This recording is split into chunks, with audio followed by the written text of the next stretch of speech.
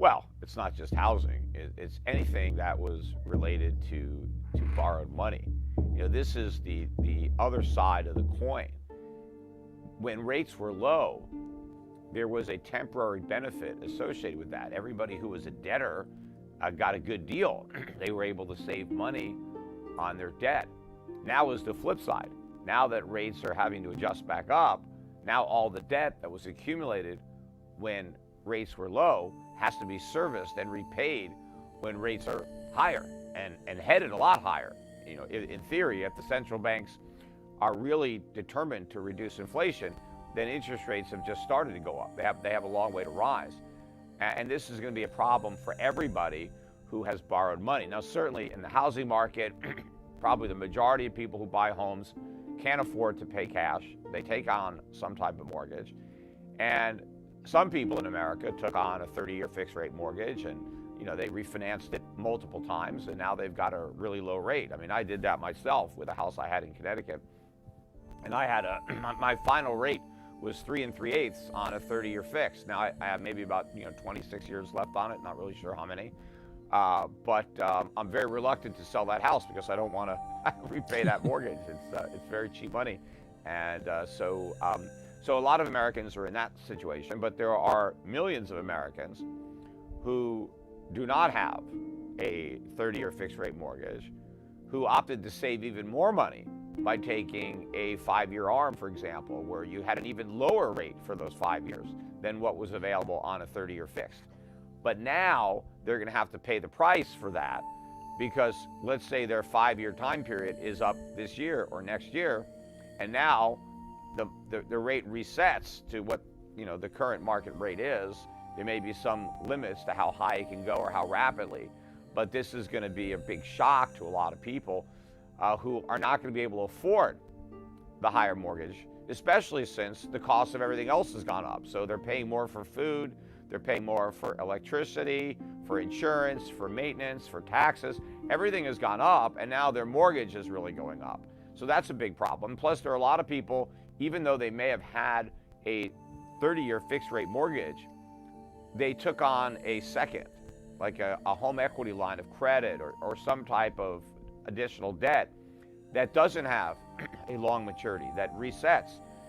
And so Americans are going to be in trouble for that reason. And I know up in Canada, you don't have those 30-year mortgages. I think you have a much higher percentage of people who have shorter-term mortgages. And that's going to be true all over the world. I mean, I remember I was over in Europe, when I was there on vacation looking at property, and in some countries, they were actually paying you to borrow money and buy a house.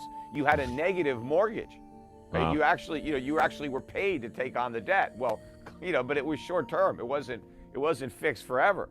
Right. And so people may have taken advantage of that, and for the last couple of years, they have had, effectively no payment on the debt. Now all of a sudden they have to start paying.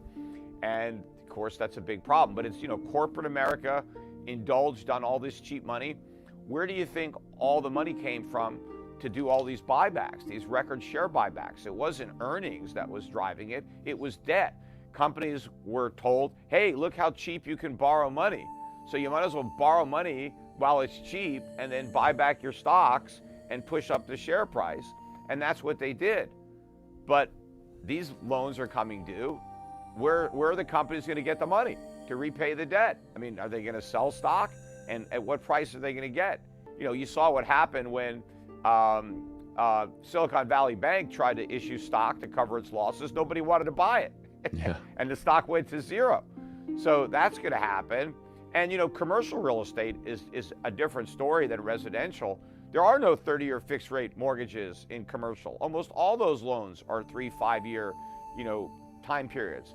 And then the borrower has to roll over the debt. I mean, they don't have the money to repay it in most cases. So they're going to have to go and re-borrow the money, and the rates are going to be much higher. So this has always been a ticking time bomb. And I've been warning about it since the Fed lit the fuse in 2009.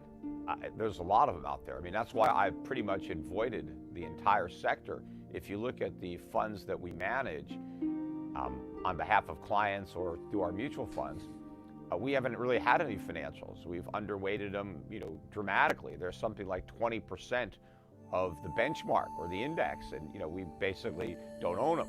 And this is why. I mean, I've avoided them like the plague because I knew that they had this disease. Now, for a while that worked against me because while I wasn't buying the banks and everybody else was, the prices were going up. And then in particular, people kept saying, well, when the interest rates finally go up, it's going to be good for the banks because they're going to earn more money on interest. And I kept saying, no, it's going to be a disaster for the banks because it's going to destroy the value of their assets. I talked about it specifically, why rising rates were going to be bad for the financials. And since I always knew rates would eventually rise, I didn't buy them. And so for years, my funds were underperforming. And as a result of last year, they're now at the top. They're number one. I mean, I've been getting awards.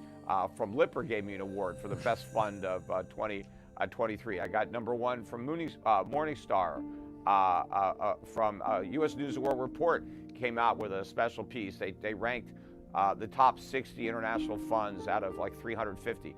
And I had number one and number three. And I only had two funds in the category, and I got 1 and 3. Goldman Sachs somehow shoehorned in between me. One of their funds made it to number 2. But I think I'm going to beat that fund with both my funds this year. That's my opinion, as my forecasts continue to prove correct. I mean, they were early, and because they were so early, a lot of people dismissed them as being wrong. No, they were just that prescient because I was able to tell from such an early point where this was headed, because I understand the consequences of the monetary policy mistakes that the Fed and other central banks were making, whereas most people in my industry, asset management or even professional economists, other forecasters, they don't even understand yet that the Fed made a mistake.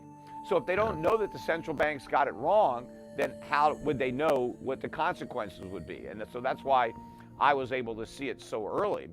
And the reason that so many people are still so confused by this, and so many in the financial media are acting as if this is a surprise, like, this came out of left field and nobody could have seen it coming, is because they still don't get it. And they said the same things in 2008 or after 2008, that nobody could have seen this coming. This was a black swan. This was, something no one could have forecast. It was a 100-year flood. And I was like, hey, wait a minute. No, I did forecast it. I did see it coming. I warned about it for years, just nobody listened. In fact, not only did people not listen, they actually laughed at what I had to say. Now people are talking about how all those problems were obvious. No, they weren't. They were obvious to me. But even when I pointed out the obvious to other people, they still didn't get it. And the same people don't get what's happening today. They keep saying this is not like 2008. In a sense, they're right, because it's much worse than 2008.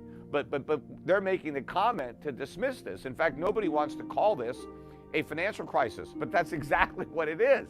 This is a financial crisis. A financial crisis has to do with banks. That's what happened in 2008.